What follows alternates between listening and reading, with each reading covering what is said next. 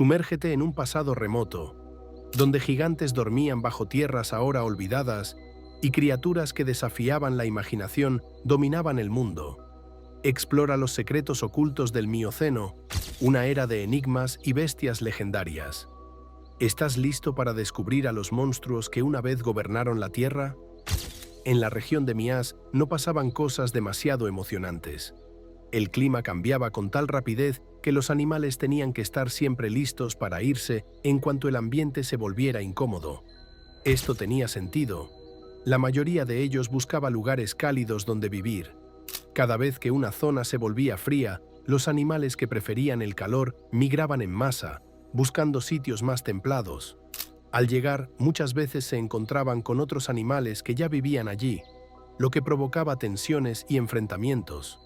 Ambos grupos competían por un territorio acogedor, lo que obligaba a muchos a abandonar sus hogares y buscar nuevos espacios. Curiosamente, algunos de los desplazados terminaban migrando hacia las regiones de origen de los recién llegados, generando un intercambio inesperado de especies.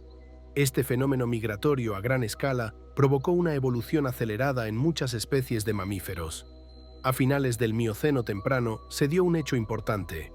Tras mucho tiempo separados, África y Eurasia comenzaron a intercambiar fauna de forma notable. Este intercambio impactó especialmente en África, que recibió nuevos animales como felinos, perros salvajes, comadrejas, rinocerontes, calicoterios y cerdos.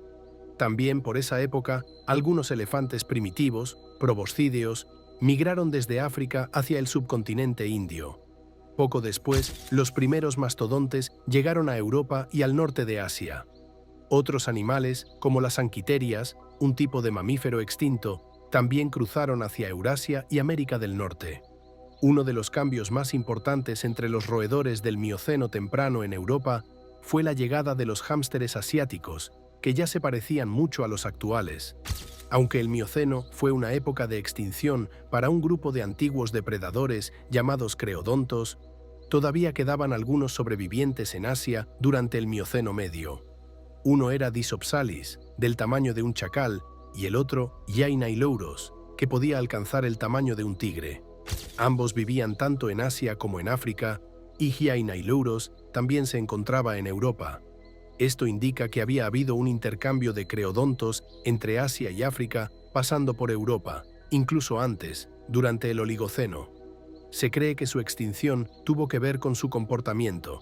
Estos depredadores eran menos agresivos y activos que los grandes carnívoros actuales. Entre Afganistán y China se formó una especie de corredor ecológico, una ruta natural que permitió a muchos animales migrar entre África y Eurasia. Por este pasillo se produjeron los intercambios más importantes de fauna entre los dos continentes. Esa interacción impulsó una evolución extremadamente rápida en muchos grupos, como erizos, musarañas, topos, picas, ardillas, jerbos y hámsteres. También afectó a primates, rinocerontes, rumiantes, bóvidos, perros, hienas, felinos y otros animales. En resumen, el Mioceno fue una etapa de cambios evolutivos tan profundos que se puede considerar una de las más transformadoras de toda la historia natural. Durante el Mioceno, la diversidad de animales en la Tierra creció enormemente, en gran parte gracias a los cambios en el paisaje asiático. Los bosques comenzaron a desaparecer poco a poco y las estepas se expandieron. Este cambio transformó el entorno natural y tuvo un fuerte impacto en los mamíferos herbívoros. Al reducirse la cantidad de árboles, también disminuyó la energía disponible en el ecosistema, afectando directamente a los animales que dependían de ella. Piensa en un árbol típico. Gran parte de su energía la invierte en construir su tronco y ramas para sostenerse. En zonas templadas, este esfuerzo energético no se traduce en mucha comida para los animales. Las hojas solo crecen durante 6 meses al año y los frutos y semillas, salvo algunas excepciones como las nueces, están disponibles solo por unas semanas.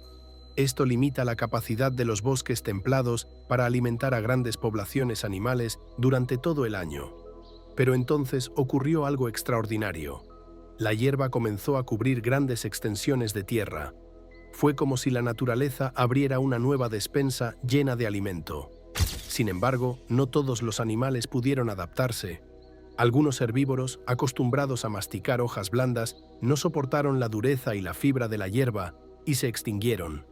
Sus dientes se desgastaban rápidamente y como los mamíferos no regeneran dientes de forma indefinida, muchos morían de hambre al quedarse sin la herramienta básica para alimentarse. A pesar de estas dificultades, otros animales evolucionaron. Surgieron especies capaces de digerir hierba de manera eficiente. Fue entonces cuando los rumiantes, como los antepasados de los búfalos y ovejas, comenzaron a dominar. Estos animales tenían una gran ventaja. Podían llenar su estómago rápidamente, huir si era necesario, y luego digerir el alimento con calma y seguridad. Este sistema digestivo especializado les permitió sobrevivir en un mundo dominado por pastizales. Esta revolución alimenticia provocó una verdadera explosión evolutiva. Los herbívoros se multiplicaron en cantidad y variedad, ocupando nichos ecológicos que antes no existían. Mientras tanto, en los océanos también se estaba gestando un gran cambio. La separación entre la Antártida y Australia dio lugar a la corriente circumpolar antártica, una gigantesca corriente oceánica que comenzó a circular alrededor del Polo Sur. Este fenómeno provocó un cambio climático global y permitió que enormes cantidades de nutrientes emergieran desde las profundidades marinas. Gracias a eso, los océanos se convirtieron en un caldo de cultivo ideal para la vida. Las algas pardas se extendieron por todas partes y con ellas vino una explosión de biodiversidad marina. Entre los protagonistas de esta transformación estaban los mamíferos marinos, especialmente las ballenas con barbas. Aunque estas ballenas habían surgido unos 34 millones de años atrás, fue en el Mioceno cuando realmente florecieron. Aparecieron más de 20 géneros distintos, hoy solo quedan 6, y muchas de estas especies alcanzaron tamaños impresionantes, superando los 10 metros de longitud. Una de ellas, Balaenoptera sibaldina, llegó a rivalizar con las ballenas más grandes de la actualidad. Aunque todavía no hay una respuesta definitiva sobre cómo evolucionaron los cachalotes, durante ese tiempo aumentó mucho la cantidad de cetáceos dentados. Algunos de ellos se convirtieron en los grandes depredadores marinos, al igual que los tiburones, y fueron conocidos como cachalotes macroraptores. Estos cachalotes tenían muchas especies diferentes, todas especializadas en cazar otros mamíferos marinos, no peces pequeños o calamares. Tenían dientes enormes y cónicos, mandíbulas que podían abrirse mucho y músculos muy fuertes que les daban una mordida poderosa. El más grande de estos cachalotes carnívoros fue el leviatán, posiblemente el depredador activo más grande que haya existido. Medía hasta 17,5 metros y sus dientes eran gigantes. Por su tamaño, podía cazar casi cualquier presa, incluso otros cetáceos. Su principal rival fue el megalodón, un tiburón gigante muy conocido hoy en día. Los tiburones gigantes, incluido el megalodón, prosperaron en el Mioceno por las mismas razones que los mamíferos marinos: abundancia de alimento y condiciones ideales. Otro cachalote de ese tiempo, más pequeño y menos famoso, fue Raptocetus. Tenía una mandíbula delgada y alargada, llena de dientes pequeños perfectos para atrapar peces rápido. Era como un cachalote que intentaba parecerse a un delfín de río. Entre los escualodóntidos, un grupo de grandes depredadores con dientes similares a los de los tiburones, había varias especies, algunas tan grandes como los cetáceos modernos. Muchas de estas familias ya están extintas hoy. Entre estos grupos extraños estaban los intisétidos, pero quizás los más raros fueron los Odobenocetops, que tenían hocicos frágiles parecidos a los de los cocodrilos. Un género, Odobenocetops, tenía colmillos asimétricos que sobresalían hacia atrás y un hocico ancho. Se piensa que estos colmillos funcionaban más como sensores que como armas, porque eran muy delicados para pelear. Odobenocetops tenía músculos fuertes en los labios, pero carecía de dientes salvo esos colmillos. Esto sugiere que se alimentaba succionando, recolectando moluscos del fondo marino, igual que hacen las morsas. Pero no solo los cetáceos evolucionaban rápido. Sus parientes semiacuáticos, parecidos a nutrias, también cambiaron mucho durante el Mioceno, y al final del período ya se parecían a los animales que conocemos hoy. Uno de estos parientes antiguos fue Colponomos, con cuerpo de oso. Al principio se creyó que estaba emparentado con los mapaches, pero en realidad era un antepasado de las focas. Sus músculos del cuello y molares fuertes indican que se especializaba en comer moluscos con conchas duras, parecido a una nutria marina gigante. Con el tiempo, los pinípedos se volvieron cada vez más parecidos a sus descendientes actuales. De este grupo surgió una nueva familia relacionada con las morsas y leones marinos modernos. La especie más grande de esta familia fue Ayodesmus, que medía cerca de 2 metros. Lo que hace al Ayodesmus realmente fascinante es que si miras de cerca una sección transversal de sus dientes, verás anillos glóbulos, casi como los de un árbol, espaciados a intervalos regulares. Esto sugiere que los machos permanecían en la playa durante la época de apareamiento, defendiendo a su harén de hembras. Mientras estaban allí, no salían al mar a alimentarse, por lo que sus dientes no se desgastaban nada en ese tiempo. Con el paso del tiempo, aparecieron los pinnípedos modernos que conocemos hoy: las morsas, Odobenidae, los leones y lobos marinos, Otaridae, y las focas verdaderas, Phocidae. En el Mioceno, la familia de las morsas era sorprendentemente diversa. Existían al menos 18 especies, muy diferente a la única especie actual. La más impresionante era Pontolis magnus, que pesaba hasta 4 toneladas, del tamaño de un elefante asiático, y fue uno de los depredadores marinos más grandes de todos los tiempos. Para hacerlo aún más imponente, tenía 4 colmillos, no 2 como las morsas actuales. Otro género, Pelagiarctos, tenía un cuerpo similar pero más pequeño. Por otro lado, el Nanodovenus era la morsita más pequeña, de apenas 1,5 metros y sin colmillos, una especie encantadora y diminuta dentro de la familia. Luego surgieron los otáridos, como los leones y lobos marinos que conocemos hoy. Aunque no eran tan variados como las morsas en ese periodo, había especies muy interesantes. Por ejemplo, Talasoleón, un lobo marino del tamaño de una morsa actual, cuyo nombre significa león del mar. Se cree que este animal es el ancestro directo del lobo marino del norte, una especie que apareció poco después y aún sobrevive hoy. Finalmente, las focas verdaderas, familia de los fócidos, se caracterizan por no tener orejas externas, a diferencia de otros pinípedos. Un miembro notable fue Pliofoca, quizá el mamífero marino más pequeño que se conozca, de apenas 60 centímetros de largo. Varias especies vivían en lo que hoy son los Países Bajos, así como en Europa central y oriental, donde en ese entonces existía el enorme mar interior Parathetis, cuyos restos actuales son el Mar Negro y el Mar Caspio. Otro género, Drurodectes, más grande y más feroz, fue descubierto en la costa pacífica de Sudamérica. Estaba emparentado con las focas antárticas modernas, como el leopardo marino, y medía hasta 2,5 metros. Sus mandíbulas fuertes y dientes afilados eran perfectos para triturar alimentos duros. Un caso aparte es Thalassocnus, el perezoso marino, perfectamente adaptado para la vida semiacuática. Tenía huesos densos, una cola larga similar a la de un castor y mandíbulas fuertes para alimentarse de pasto marino. Pero en tierra era torpe, con músculos del cuello débiles, y pasaba la mayor parte del tiempo con la cabeza baja en el fondo del mar. Sus patas también eran frágiles. Al igual que los hipopótamos, probablemente pastaba en aguas poco profundas. Curiosamente, los perezosos modernos de 3 dedos están relacionados con Thalassocnus y también son excelentes nadadores. Para cerrar, hablemos de las nutrias. Durante el Mioceno, como muchos otros animales, las nutrias aumentaron drásticamente su tamaño. La nutria más grande que ha existido en la historia de los mustélidos fue Enidriodon, que pesaba alrededor de 200 kilogramos, con un tamaño comparable al de un león. Imagina un mamífero que habitaba los lagos y pantanos de agua dulce en lo que hoy conocemos como Etiopía, perfectamente adaptado a una vida acuática que pocos podían igualar.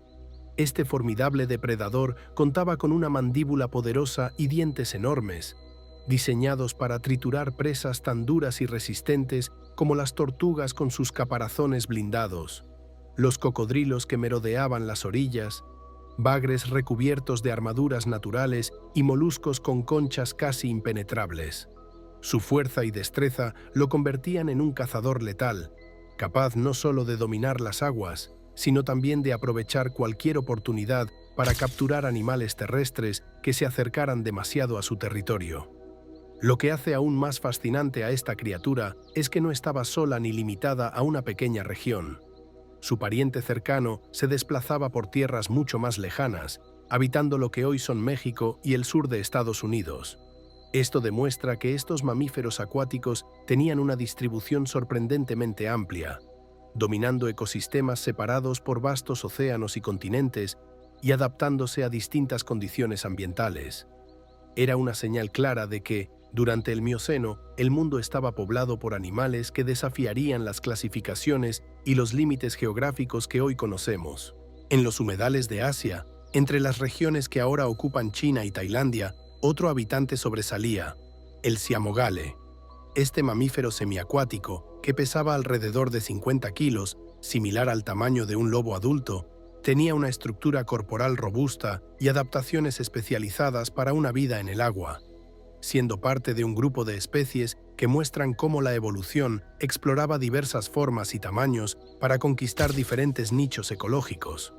Pero estas criaturas acuáticas son solo el inicio de una historia mucho más vasta y compleja. El Mioceno fue una época de transformación radical en la Tierra, un verdadero laboratorio natural donde la vida experimentó con formas gigantescas y adaptaciones sorprendentes. En los océanos, por ejemplo, emergieron tiburones colosales, mucho más grandes que los de hoy, que dominaban las aguas con su presencia imponente. En las costas, pingüinos gigantes de proporciones inimaginables caminaban y nadaban, desafiando las ideas que tenemos sobre estas aves. En tierra firme, el paisaje comenzó a cambiar de manera significativa con la aparición de los primeros pastizales. Estas vastas extensiones de hierba no solo alteraron el ecosistema, sino que impulsaron la evolución de nuevas formas de vida. La megafauna terrestre floreció. Enormes mamíferos con cuerpos robustos, armaduras naturales y dentaduras especializadas empezaron a ocupar diferentes ecosistemas, desde llanuras abiertas hasta densos bosques. En la cuenca amazónica y Sudamérica, la biodiversidad alcanzó niveles extraordinarios. Allí, reptiles gigantescos y mamíferos imponentes coexistían y competían por recursos en un ambiente dinámico y rico. Estas criaturas no solo dominaban sus territorios, sino que formaban parte de un complejo entramado ecológico, una red de vida que demostraba la enorme capacidad de la naturaleza para innovar y sobrevivir. En América del Norte, durante el Mioceno, el paisaje estaba poblado por criaturas tan peculiares como fascinantes, muchas de ellas con adaptaciones únicas que asombrarían incluso a los más curiosos naturalistas. Entre estas destacaban los Protoceratidae, animales que a primera vista podrían parecer antílopes, pero que guardaban una característica singular.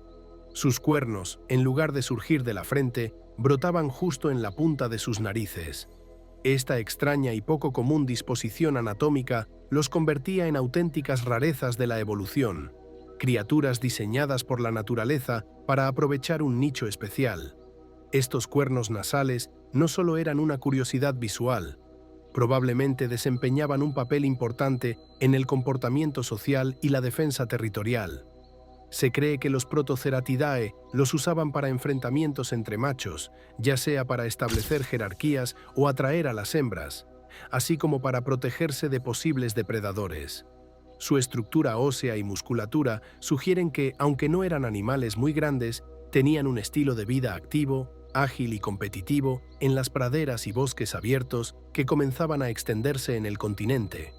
Mientras tanto, los caballos, que para muchos son símbolos de la evolución animal, estaban dando pasos cruciales hacia la forma que conocemos hoy. El Merychippus ya alcanzaba un tamaño comparable al de un pony moderno, lo que representaba un salto notable respecto a sus antecesores más pequeños y menos especializados. Este caballo del Mioceno tenía una adaptación notable. Su dedo central estaba tan desarrollado y robusto que parecía que corría de puntillas, apoyándose casi exclusivamente en este único dedo para desplazarse. Esta característica le permitía alcanzar velocidades y una agilidad que le daban una clara ventaja para escapar de depredadores y recorrer grandes distancias en busca de alimento. Los molares del Merychippus reflejaban un cambio radical en su alimentación y en el entorno que habitaba. A diferencia de sus antecesores, que se alimentaban principalmente de hojas y brotes suaves en ambientes boscosos, los dientes del Merychippus estaban cubiertos de protuberancias y crestas especializadas para triturar el pasto duro y abrasivo que comenzaba a dominar las nuevas praderas abiertas. Esta transición en la dieta es una señal clara de que estos caballos estaban dejando atrás la vida en el bosque, adaptándose a ecosistemas en los que la hierba, y no las hojas, era la fuente principal de alimento. Los elefantes del Mioceno también estaban en medio de una transformación notable. El Platybelodon, conocido como el elefante pala, es uno de los ejemplos más sorprendentes. Sus colmillos inferiores no eran simplemente armas para defenderse, sino herramientas especializadas en forma de palas anchas y planas que utilizaba para abrirse camino en la vegetación densa y para excavar plantas enterradas bajo la tierra. Este diseño le permitía alimentarse de raíces y otros vegetales inaccesibles para otros herbívoros, otorgándole una ventaja única en su ecosistema. Por encima del Platybelodon se encontraba el imponente Deinotherium, un gigante cuyo tamaño superaba ampliamente al de sus parientes más cercanos. Sus colmillos curvados hacia abajo, que recordaban ganchos gigantes, eran utilizados para levantar y arrancar raíces del suelo con la precisión y fuerza que hoy asociaríamos con una herramienta moderna. Esta especie dominaba los bosques y praderas con una fuerza impresionante, representando una etapa crucial en la evolución de los proboscídeos, el grupo al que pertenecen los elefantes modernos. Estos animales y sus sorprendentes adaptaciones reflejan cómo el Mioceno fue un periodo de grandes cambios ecológicos en América del Norte. La expansión de los pastizales y el cambio climático impulsaron una evolución acelerada, creando paisajes nuevos donde la velocidad, la especialización dental y las herramientas anatómicas se volvieron fundamentales para la supervivencia. En este contexto, animales como los Protoceratidae, los caballos del género Merychippus y los mastodontes con sus colmillos tan peculiares, no solo sobrevivieron, sino que sentaron las bases para la fauna moderna que hoy conocemos. Para comprender mejor cómo eran los ecosistemas del Mioceno, podemos imaginar un paisaje similar a las sabanas africanas actuales, donde extensas praderas se llenan de una gran diversidad de plantas que sostienen una compleja red de vida. En estos ambientes, una gran variedad de animales conviven, cada uno adaptado para aprovechar un nicho específico, evitando la competencia directa y permitiendo un equilibrio dinámico en el ecosistema. En las sabanas de África Oriental, por ejemplo, la coexistencia de múltiples herbívoros se logra gracias a sus diferentes estrategias alimenticias. Las cebras se especializan en comer las partes más duras y altas de la hierba, alcanzando tallos que otros no pueden. Los ñus prefieren pastar en las zonas intermedias, donde el pasto es más tierno y está cubierto de hojas frescas, optimizando su consumo con una dieta balanceada. Por su parte, las gacelas buscan semillas y brotes ricos en proteínas que crecen cerca del suelo, explotando recursos que otros no aprovechan. Incluso los facóqueros, esos peculiares jabalíes verrugosos, tienen su propio estilo. Se arrodillan para pastar hierba corta o utilizan su hocico para cavar y desenterrar bulbos y tubérculos comestibles. Pero no todos los herbívoros se alimentan a nivel del suelo. El rinoceronte negro, por ejemplo, se especializa en consumir la corteza, las ramas delgadas y las hojas de los árboles, pudiendo alcanzar ramas a casi 6 metros de altura con su flexible labio superior prensil. Este hábito alimenticio lo coloca en un nicho diferente, sin competir por la comida con los animales que pastan en las praderas. Un rinoceronte negro puede consumir hasta 250 kilos de vegetación al día, manteniendo así su enorme tamaño y energía, gracias a esta dieta especializada. Este reparto detallado y diverso de recursos alimenticios asegura que múltiples especies puedan coexistir sin enfrentamientos por la comida, manteniendo un equilibrio natural y estable que sostiene toda la cadena alimentaria. Probablemente, este tipo de equilibrio ecológico también existía durante el Mioceno, hace millones de años, cuando los ecosistemas estaban formados por una variedad de plantas y animales que ocupaban nichos muy específicos. Los grandes herbívoros del Mioceno, desde los caballos adaptados a las praderas hasta los mastodontes y elefantes que ramoneaban en los árboles, habrían coexistido gracias a sus diferentes dietas y hábitos. Así, mientras unos pastaban pastos duros y fibrosos, otros se especializaban en raíces, hojas altas o incluso en presas vivas, creando un mundo dinámico y complejo, muy parecido en su esencia a las sabanas modernas. Este reparto de recursos no solo permitía la supervivencia de muchas especies, sino que también fomentaba la evolución, ya que cada animal debía perfeccionar sus adaptaciones para explotar un nicho particular, dando lugar a la increíble diversidad que hoy conocemos en el registro fósil. Durante el Mioceno, la vida en la Tierra experimentó una explosión de diversidad y cambios significativos. Al inicio de esta era, nuevas aves comenzaron a poblar los cielos y los ecosistemas terrestres.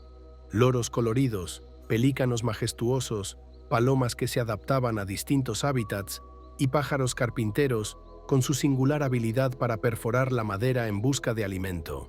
Poco después, aparecieron los primeros cuervos y halcones, aves que se convertirían en hábiles cazadoras y oportunistas, expandiendo aún más la complejidad de las comunidades animales.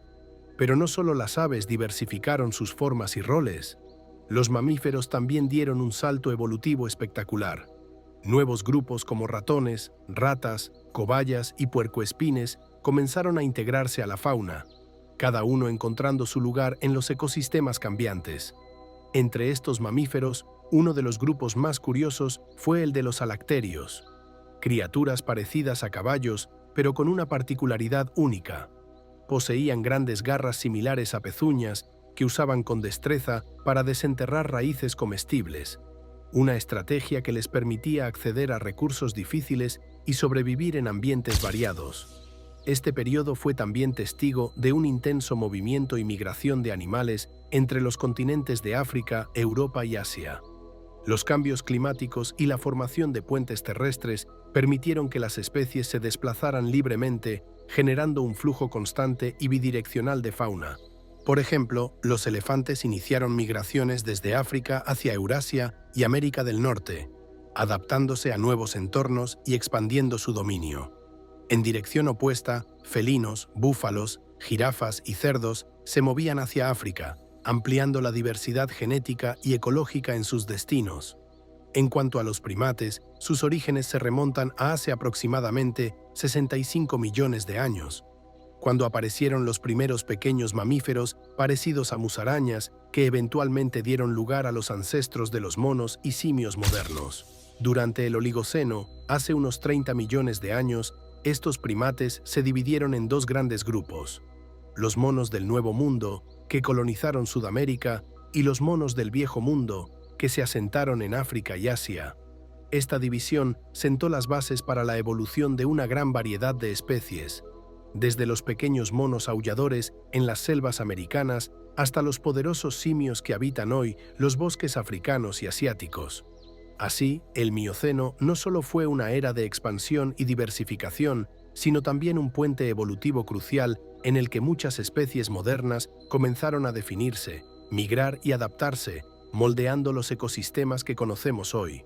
De la antigua rama africana de primates surgió un grupo fundamental para la historia de la vida en la Tierra, el que dio origen a los simios y eventualmente a los humanos. Los simios se distinguen por varias características clave que los diferencian de otros primates. En primer lugar, poseen cerebros considerablemente más grandes, lo que les confiere una mayor capacidad cognitiva para resolver problemas, socializar y adaptarse a entornos complejos. Además, carecen de cola, un rasgo que los separa claramente de los monos típicos, y cuentan con brazos largos y fuertes, adaptados para trepar árboles con agilidad y saltar entre las ramas, desplazándose de manera eficiente en los bosques. Uno de los fósiles más importantes que iluminan esta evolución es el del Aegyptopithecus, conocido como el mono egipcio. Este primate vivió hace aproximadamente 27 millones de años en lo que hoy es África, durante el Oligoceno. Aunque no está completamente confirmado que sea el antepasado directo de los simios actuales, muchos paleontólogos lo consideran una pieza crucial en el árbol evolutivo, pues muestra rasgos primitivos que podrían haber dado origen a la línea que conduciría a los simios y humanos. El Aegyptopithecus tenía un tamaño similar al de un babuino pequeño y combinaba características tanto de monos como de simios. haciendo de él un fósil de transición invaluable para entender los primeros pasos hacia la evolución humana. Avanzando en el tiempo, hace unos 24 millones de años, apareció otro primate que marcó un salto significativo en la evolución de los simios, el Dryopithecus.